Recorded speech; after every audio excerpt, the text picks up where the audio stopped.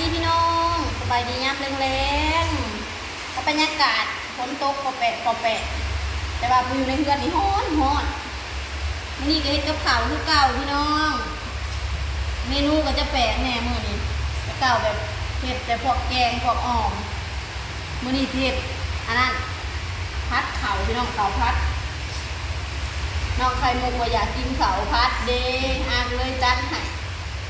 เอาสีพัดเข่าแล้วก็สีพัดหน่อไม้พี่น้องต้มหน่อไม้ไว้อยู่ตอนนี้พัดหน่อไม้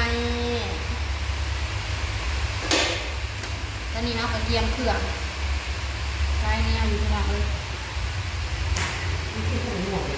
หลายอย่างหลายแนวอันนี้จะเป็นลูกชิ้นเนื้อลูกชิ้นหน่อยน้อยๆลูกน้อยๆเตรียมเครื่องพร้อมแล้วก็เห็ดทีเดียว